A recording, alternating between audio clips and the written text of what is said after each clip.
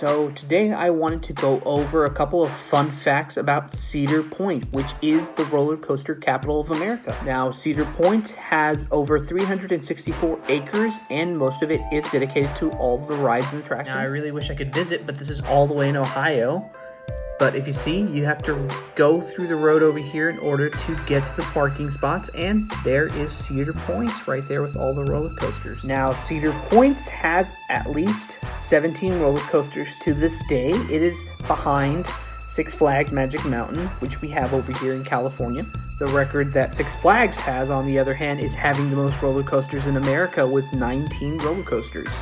Although Cedar Point does have the record of having 6 roller coasters that are over 200 feet high. And alongside that, it turns out that Cedar Point has been giving the Golden Ticket Award for over 21 years for the best amusement park in the entire world.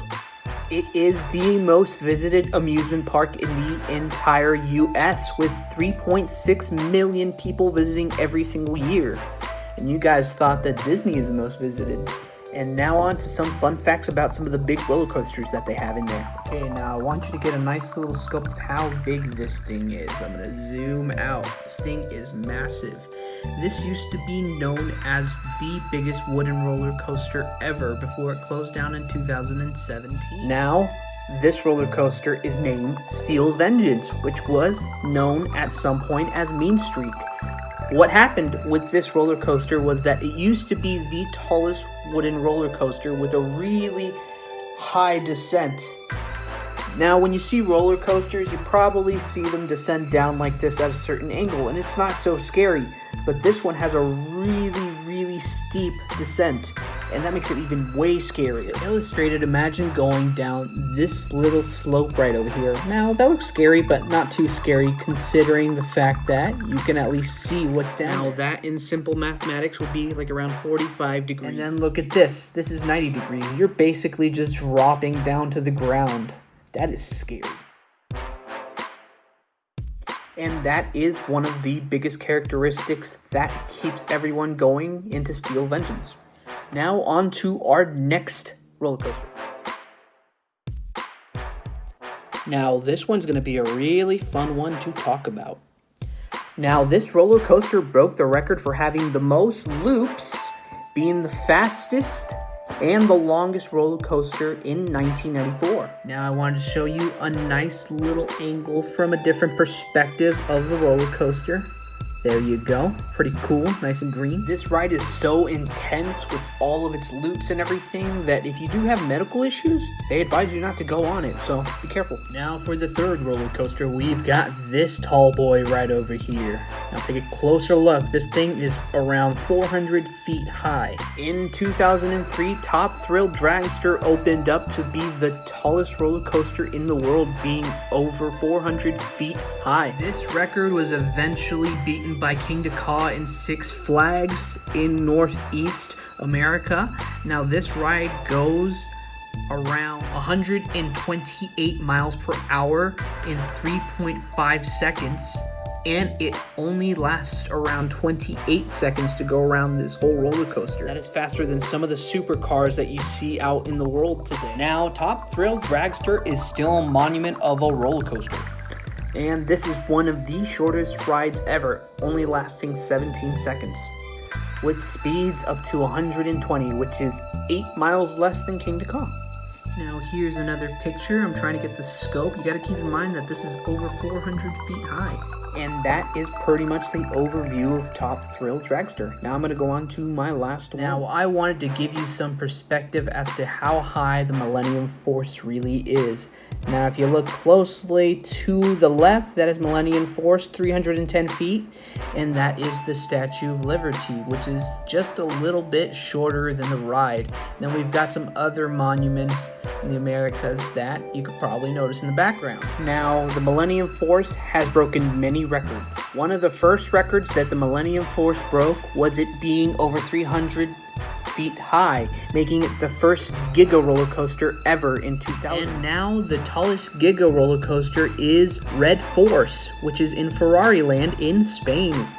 that is over 367 feet high. You gotta keep in mind that Giga roller coasters are around 300 feet high to 399 feet.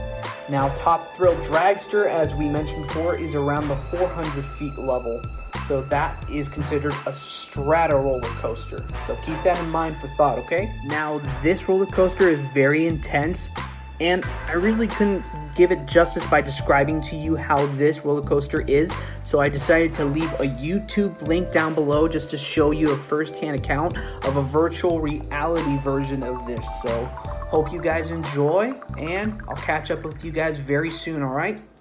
Hey guys, it's Jocelyn here. Got my lights on in the background just because I thought it'd be great for the theme of the week, which is theme parks and carnivals. So let's begin. The first place I want to talk about is the OC Fair. And so the OC Fair is pretty old. They first established in 1890. And their current location where they sit, they moved there in 1949, which is older than Costa Mesa itself, which is interesting. I'm mostly sure about this fact. Their current place used to be a Santa Ana base, which is pretty cool. We've had multiple presidencies visit throughout the past. And I think this is the most interesting fact that I found. Last year they held their first wedding, which I would have never thought of, like any ideas of like weddings. I would never think of a fair, but you know, this one couple did, and they were the first. And you know what? That's a conversation piece right there for sure.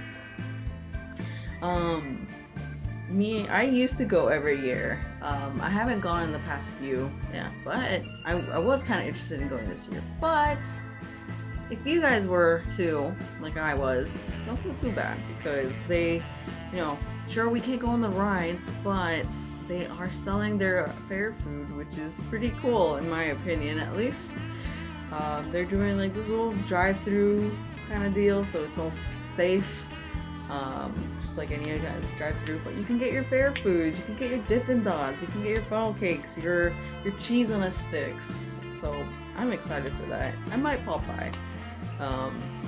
You probably need to look up the hours. I think they open at noon. But yeah, anyways, if that was a summer thing, like it was my usual summer thing, just going down there, then that's something to look forward to as well. Okay, so this next bit is going to be a mention to a theme park in Anaheim. Everyone knows it. It's our guy, Adventure Park. I'm just kidding. But no, Adventure Park is a real place. It is technically in Anaheim, but I think most people consider it in Stratton, which is further than just a drive to Anaheim. I just thought it'd be a nice little mention that there's technically two theme parks there, but that's besides the point. The real mention for Anaheim, since talking about Anaheim, is Disneyland and of course California Adventures. So Disneyland facts and California Adventures, I'll mention a little bit from two. I mean, just those two on their own, it would be like hours worth of talk, but I'll cut it down to like some obscure ones. Disneyland is, as of this year, 65 years old. Getting old there, Disneyland, but still full of as much magic as it was when it was first being built. California Adventures is built on top of Disneyland's old parking lot. Some of you guys might remember that because it was built in our lifetime. So some people do. I honestly forgot it was a parking lot. So it just kind of goes to show that they had a lot of space. Let's see. You can, or I don't know if they still do them currently. They might be on pause, but you can actually tour Walt Disney's apartment. It's secret, not so secret apartment that he had built into the park, so he could watch over to make sure everything was going good. He wanted to be a part of every bit of like the progress of building Disneyland, so he lived there, which was kind of cool. A bit was dusty though during that time, but yeah, he had his own apartment. He would just oversee everything there. And you can, there's definitely videos of the tour, but there's tours for his apartment. So I'll just cut it there for now, just to keep it short for Disney, and I'll talk about one more place. So the last place I want to talk about is Knott's Berry Farm, and they were established in 1920, which makes them 100 years old this year, way older than Disneyland. But that is because they were doing their own kind of thing. They were a legitimate berry farm, as some of you guys might know. They were selling berries and jams, but later they expanded and, they had like fair food kind of deals. Which like chicken sandwiches and delicious, not good for you stuff. They got their first ride, the Timber Mountain log ride. Around 1969, so a couple years after Disneyland. Disneyland was 1955. But yeah, their first ride was a log ride, which I can respect that. I love log rides, so that's cool. Currently they don't have too much to update on, but it's still a great place, especially if you're more willing to go out. It's a better deal to just get in and for those rides. They have different rides. Interesting enough.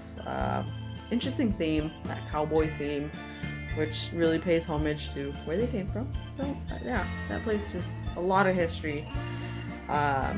Thanks for watching, fam. I'll be signing out.